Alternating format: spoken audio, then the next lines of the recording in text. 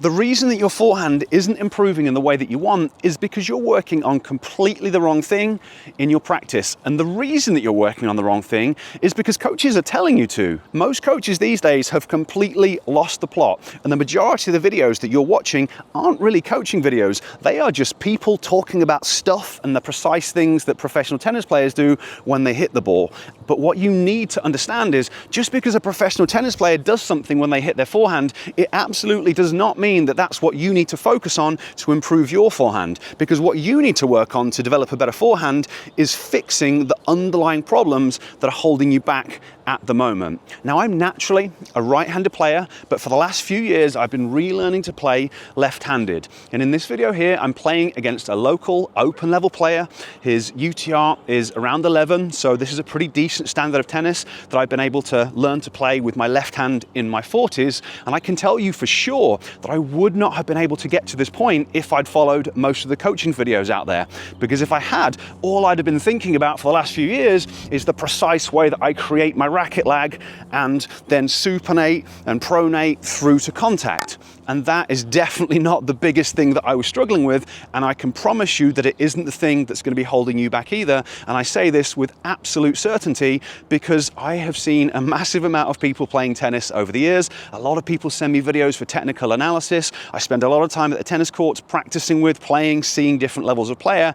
And the precise way that people create the racket lag is never the stuff that holds them back. But you don't want to take my word for it. What you need to do is you need to record yourself to find out exactly what you're doing. Record yourself practicing your forehand, maybe rallying or maybe with a ball machine, and also record yourself playing points, because it's possible that you do something when you're practicing and it changes when you play points. So you need to see what's happening in both areas. But what I'm going to do in this video is I'm going to explain the 3 biggest problems that hold players back and what you need to do to fix these problems. So then when you watch yourself back on video, you can see which one is actually your problem, and then you can work on correcting that. There are 3 main challenges that you need to overcome if you want to develop a high quality forehand. Challenge number 1 is you need to prepare quickly enough and in the right way, because obviously if we want to hit a high quality shot, we need to start our swing soon enough so that we can get a good contact out in front of the body, and we need to have set our body up in the right position so that then we can use efficient biomechanics. And obviously that's going to vary dependent on the precise shot that you're hitting, because sometimes you'll be stepping in for a neutral forehand, sometimes you'll be moving out for an open stance forehand, so there's options of what needs to happen. And what I find is for a lot of people, if they get a very simple ball, they're able to prepare quickly enough and they're often able to prepare in the right way. But if they're dealing with a more difficult shot, that's when the preparation really starts to suffer. But again, you need to record yourself to see what's happening, because what is commonly going on for a lot of people is they are able to prepare well when they're practicing certain shots, but then when they get into a match situation, that's when things start to fall apart and they're preparing too slowly and they're not preparing in the right way. So you need to find out if this is an issue for you. And if it is, there are things that you can do to fix it. The first one is focus on it more within your practice, because if you're doing it in practice but it doesn't happen in matches, what that might mean is you just need to do more repetitions until it's a habit, because until something becomes a habit, it won't happen in a match situation. So maybe you just need more discipline. You need to focus on your preparation for another 10,000 repetitions to turn it into a habit. So then when you're playing a match, you just automatically set up in the right position in time, and boom, everything's done. And that's probably going to massively improve your forehand, or at least you can move on to the next thing. So sometimes it's just about focus. Other times there are things that you need to deal with. The first one is that a lot of people's visual system doesn't work well enough. They're not able to quickly read the flight of the ball, and because of that, they're not able to prepare quickly. And again, when you get an easy ball, you can prepare quickly enough because it's an easy ball. But when the ball's short, when the ball's deep, people aren't able to recognize that, or when they're playing points and it's more variable, people aren't able to now recognize where the ball is, which causes them to prepare late. And if this is the case for you, and it is for the majority of adult players, then you need to train and improve how your visual system functions so that you can then read the ball quickly and set up in position more quickly. If you'd like to learn how to do that, I've got a class that's going to teach you all about it. It's a brain-based training class. I'll leave a link to that down in the description. The next thing that you might need to do in order to prepare more quickly is practice your footwork. A lot of people have just habituated moving slowly. So they see the ball coming towards them and they just start to prepare more slowly.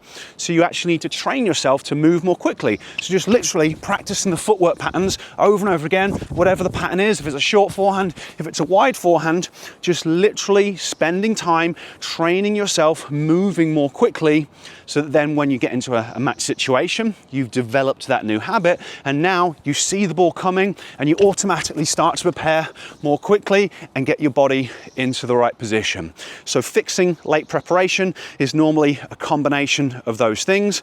Like I said, record yourself, find out if this is an issue for you. The second major challenge that you need to overcome is another challenge related to the way you prepare. As well as being prepared quickly enough, and as well as getting your body in the right position with a good unit turn and your back or outside leg loaded, you also need to be in the right position relative to the ball. The vast majority of rec and club level players, up until relatively high levels, like probably around a 5.0, most people just get way too close to the ball. And when you get too close to the ball, you then can't use efficient biomechanics. So say I'm hitting a neutral stance forehand from around waist height, where my strings are is going to be my ideal contact point. If I set up this far from the ball, so if you think arm's length, that's only this far away, that's too close to the ball. So now what I have to do is compensate in some way. So maybe to hit this ball here, I have to bend my arm, I have to over rotate, I have to pull off my shot, I have to snatch at it, I have to bend my wrist, I have to do something to try and make myself hit the ball because I set up too close to it. Now when the ball's lower, I can afford to be a little bit closer. When the ball's higher, I need to set up even further away from the ball. And here is where so many players get wrong, especially on these shoulder height balls. People are hit way too close to them, and they're effectively trying to hit a shot that's impossible to hit biomechanically because they're simply too close to the ball. So this is something that it's highly likely that you need to fix. And the way that we solve this problem is, again, in 3 different parts. Number 1, focus on it within your practice. Potentially, when you're practicing, you just need to focus on staying further away from the ball. So maybe you're just feeding yourself a neutral forehand and you're thinking about trying to stay further away from the ball. Once you've got the hang of that, you feed yourself that open stance forehand and you're thinking about trying to stay further away from the ball. Same thing for short forehands, same thing for high forehands, just focusing on your spacing, doing enough repetitions to make it happen. But then again, we might run into difficulties. And again, it's going to be how well does your visual system function. If you can't quickly and accurately read the flight of the ball, it causes you to prepare late and it prevents you from setting up in the right position because you don't know where the ball is going in time. So you might need to train and improve how your visual system functions. Again, there's a link to a class that's going to teach you how to do that down in the description. The third part of it, again, is going to be about the footwork patterns. Tennis movements are really unusual. If you've grown up playing tennis, then stepping out for a wide forehand or moving back and doing these different things comes naturally to you. But if you didn't grow up playing tennis, you're not going to be able to do the things that the pros do without practicing them. So you might need to spend a little bit of time off the court training those specific footwork patterns. So I might just need to work on this pattern over and over again so that I can then hit a good quality wide forehand. Split step, drop step, doing my unit turn as I move to the ball so that by the time I arrive, I've got that unit turn, I've got my back or outside leg loaded in time to make my swing.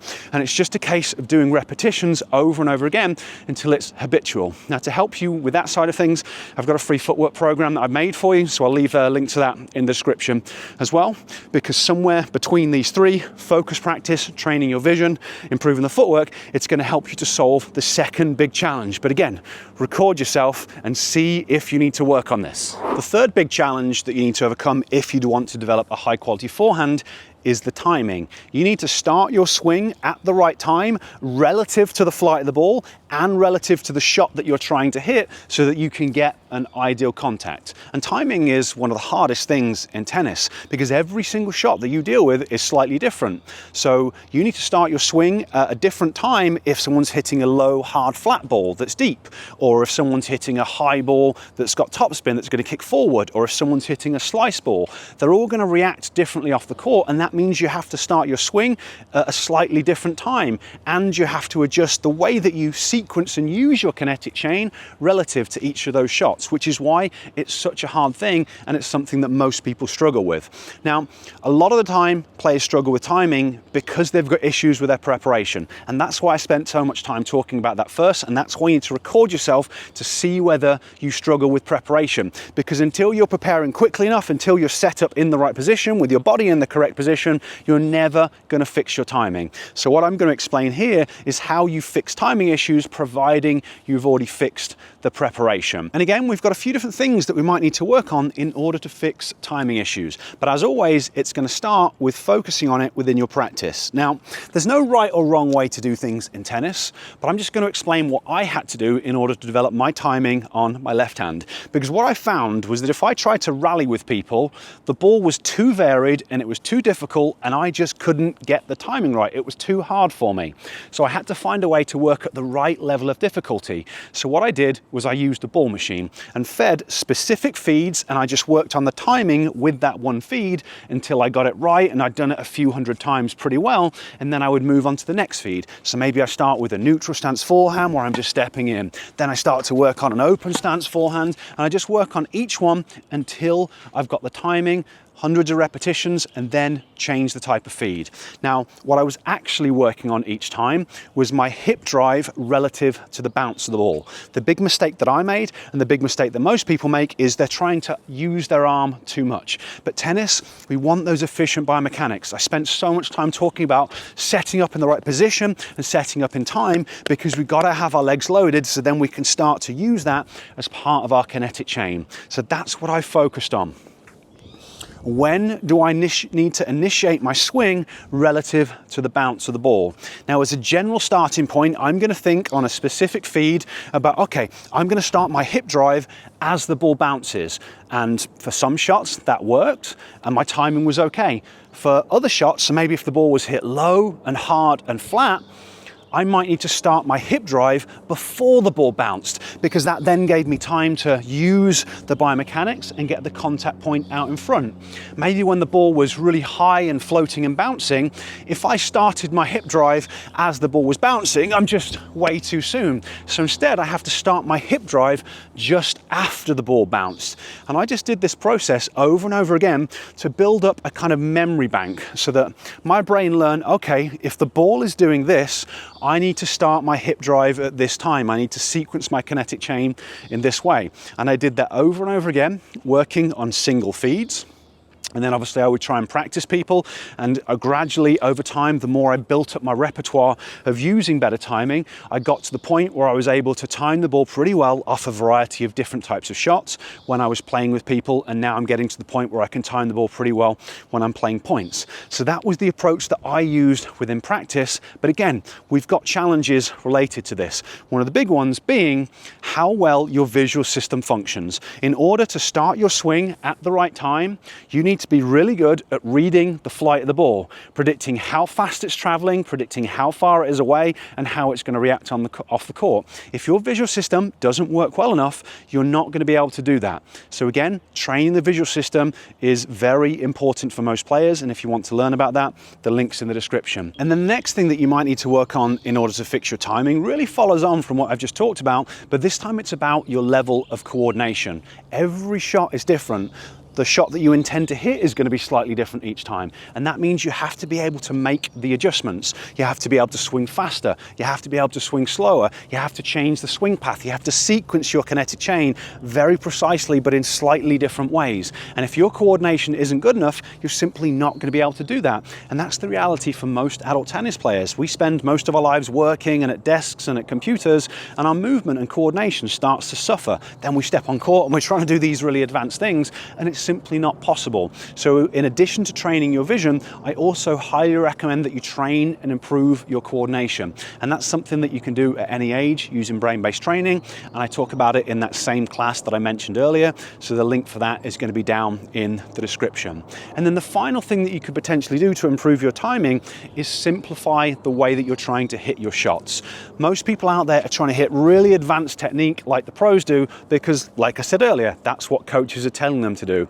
But what you might need to appreciate is for your current skill level, that might not be the best option. Because say you're trying to use the ATP forehand, I've done my unit turn, my racket's up here somewhere, I've then got to drive through the hip at the right time, I've got to create the racket lag, I've got to get into this position where the butt cap is pointing towards the ball, and then I've got to get from there to there, and then the racket's going to flip over. Oh, the timing is hard. It's the best way to hit the ball if you've got the skill level to do it, but if you don't have the skill level to do it, what it actually leads to is really inconsistent tennis, where sometimes you can hit an amazing forehand, but most of the times you miss a lot of shots and it's really inconsistent. So instead of trying to copy the pros, maybe you just simplify it. So instead of doing your unit turn and going into the exact position that Roger Federer does, maybe you just do your unit turn, you get the racket into this position, so then providing you're set up in the right time, you can then just swing through to contact. You're still using good biomechanics. I'm still driving through my hip, then my torso,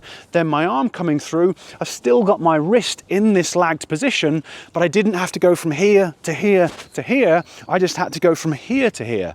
And maybe that's more appropriate for your current skill level. Just don't see that as a bad thing. It's about finding the best options that work for you. But hopefully, everything that I've explained in this video makes sense. If you want to develop a better forehand, you need to fix the underlying problems with your shots at the moment. Record yourself practicing, record yourself playing the points, see whether it's the same issue, see whether it's a different issue. If it's the preparation, focus on the things that I've talked about here to fix that. If it's the spacing, focus on the spacing. If you're a much more advanced player and it is nuanced things to do with the timing, maybe try what I've recommended here in terms of the ball machine work. And it's very possible that the only thing that you need to do to improve is to train your vision and train your coordination, because in order to play high-level tennis, you have to have amazing vision and coordination. So if you're like a good 4.5 player and you're really trying to break through to the 5.0 and become a solid 5.0 player, there might not be anything you can do in practice. You might just need to be more skillful. So it's a case of working on whatever you need to work on. But hopefully everything I've explained makes sense. Hopefully you found the video helpful. If you did, awesome if you give me a thumbs up. If you could subscribe to my channel, that also massively helps me out as well. Thanks for watching, and I'll catch you next time.